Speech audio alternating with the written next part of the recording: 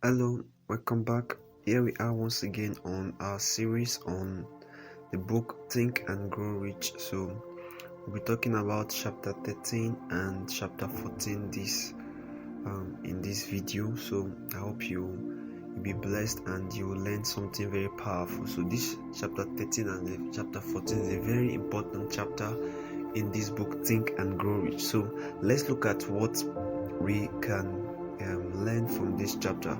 Chapter 13 is talking about, the title of that chapter is The Brain, a broadcasting and receiving station for thought.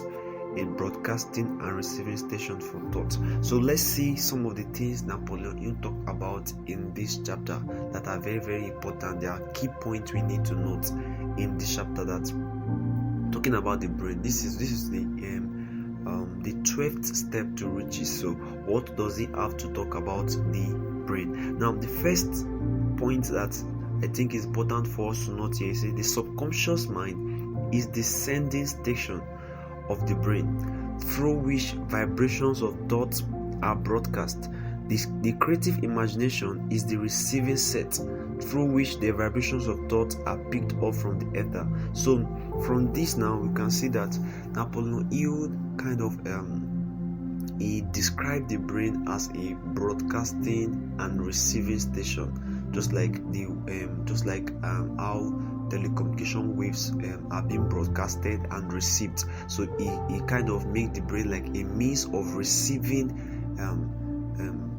information. Now you see that the subconscious mind is the sending station. That is, your subconscious mind is the sending station of the brain through which vibrations of thought are broadcast, and the creative imagination is the receiving set through which the vibrations of thought are picked up from ether. So that is, you receive information, or you receive ideas through your creative imagination, and you bring them to reality through your subconscious mind. So your creative imagination is the receiving station through which you receive ideas, through which you receive thoughts that can be transmuted into physical realities, into sources. Now, and your subconscious mind is the sending station that sends those thoughts, those imaginations into physical reality, into the physical realm. So it is that faculty of your mind that is your subconscious mind that brings reality. That is those things you have conceived in your heart, those things you have conceived in your mind. So your subconscious mind is what brings them to reality. The truth is that it is what you have conceived in your mind that you can produce, that you can birth forth. If you have not conceived that you can be successful in life, you can't birth it forth.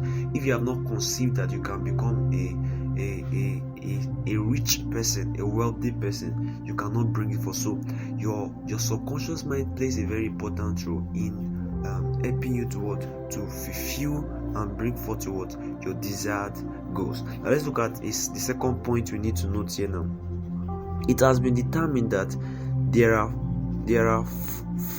from 10 billion to 14 billion nerve cells in the human cerebral cortex, and we know that these are arranged in definite patterns. That is talking about the structure of the brain. That is, the brain contains so much potential that we have not yet tapped into. So it is scientifically proven that the brain has up to 10 billion to 14 billion nerve cells and it is something that it has so much vast potential that we are yet to tap. Let me say that an average human or an average genius just makes use of like 5% of its brain capacity. So your brain has so much potential that we have not yet utilized yet. You are not just, God gave you a brain. That means that He has set you up for a life of success. He has set you up to succeed. Your brain has so much potential that maximizing that potential can make you a success in life. So rounding off this chapter, what do we have to what can we deduce from it? That your brain is one of the faculties or one of the resources that God has given you to achieve success, in order for you to achieve your desired goal of becoming a success in life. So you maximizing the vast potential of your brain is what will make you a success in life. So don't limit yourself, don't look down on yourself. You have so much capacity, so much ability in you that can make you a success in life. So you just have to look down within you and see the vast potential that God has put inside of you. So we'll meet in the next chapter talking about the sixth sense, the door to the temple of wisdom. That's chapter 14, and I hope you also be inspired by it. Thank you for taking out time to watch. Thank you so much. Alright, welcome back once again. We are on our series on Think and Grow Rich, on the book Think and Grow Rich. So we are discussing chapter 14 today, and this titled The Sixth Sense, the door to the temple of wisdom. So in the previous chapter we talked about the brain. It has a broadcasting and receiving station for thought, and we talk about the vast potential that your brain has in making you to achieve a life of success and becoming all that you intend to be. So now let's look at chapter 14 now, the sixth sense, the door to the temple of wisdom. Now we're looking at some points that Napoleon stated in this chapter. This chapter is a very interesting one, and it's a very strange one at that, because it is a chapter that might look somehow strange to us, but if you have truly understand the first 12 principles that we have been discussing on this series, you will be able to your mind will be able to accept the truth that is in this chapter. So let's look at what is the sixth sense now. The sixth sense is the portion of the subconscious mind that has been referred to as the creative imagination. It has also been referred to as the receiving set, through which ideas, plans, and thoughts flash into the mind. So this the sixth sense is is a portion of subconscious mind, is a part of subconscious mind that is referred to as the creative imagination. It is the part of the mind, of the subconscious mind, that help us to assess ideas, to assess thoughts that are beyond the normal physical realm. You get that? So it is that ability that is present in every man to be able to assess realities that are beyond the physical realm, to assess thoughts, to assess imagination that are far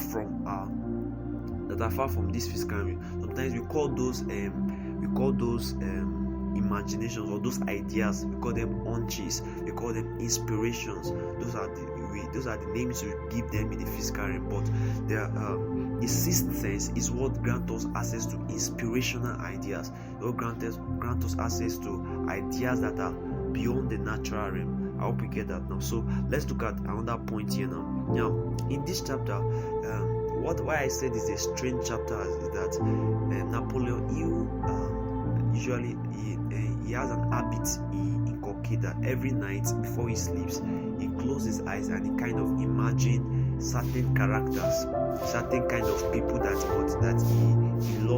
he loves to become. Like he kind of imagine them, he imagine having a kind of meeting with them. He calls them the invisible counselors. So those people that were part of those meetings was Edison, Thomas Edison, Charles Darwin. We have Abraham Lincoln and Ford. That's Henry Ford, the owner of Ford Motors, and Dale Carnegie.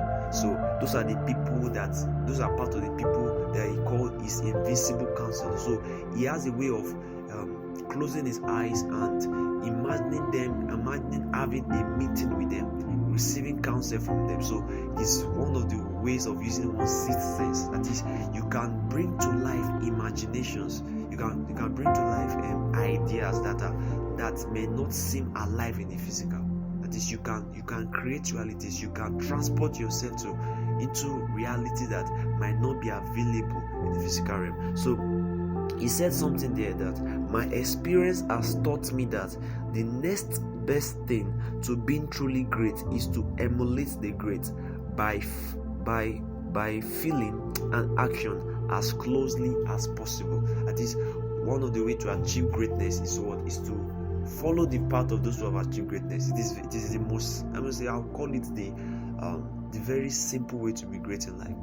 you want to be great in life, look out what has those that have been great, what have they done, what path have they taken. So if you tread that same path that they tread, if you start thinking the way they think, if you start feeling the way they feel, then it is a matter of time before you start becoming like them. So the one of the way to become like the great is by emulating them, emulating their thought patterns, emulating their actions, emulating their beliefs, emulating their philosophies. So that's one of the ways to achieve greatness. So now that's that about Napoleon Hill's daily routine of building character through autosuggestion. So let's look at another.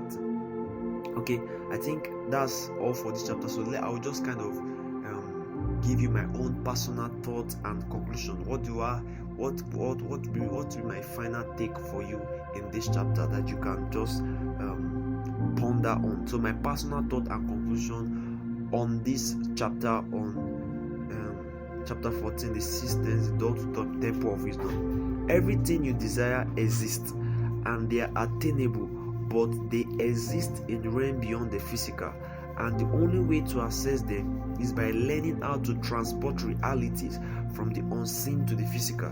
And for you to do that, you need the help of the God who does not dwell in the realm of the seen, and He will surely help you if you call on Him. So my personal thought and conclusion is that everything you desire in life, everything you want to achieve in life, everything you want to become in life is attainable. They do exist. Your imaginations are not false. They are not just vague. They are possible. You can achieve anything you want to achieve in life. You can become anything you want to become in life. But there's something you need to know, is that those things that you desire are not yet in your physical. They are not yet physical realities, because if they are physical realities, you will not keep imagining them or desiring them. You would have attained it. So the reason why you have not yet attained those things is that they are not in the realm where you are desiring them to be. They are not yet in the physical realm. They are in the unseen realm. So, and the only way you can access them is to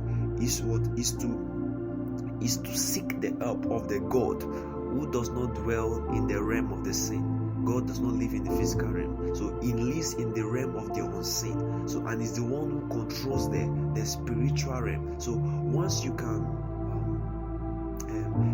call upon Him in faith, once you can trust in Him, He can help you to transport those realities that are in the unseen realm to the seen realm.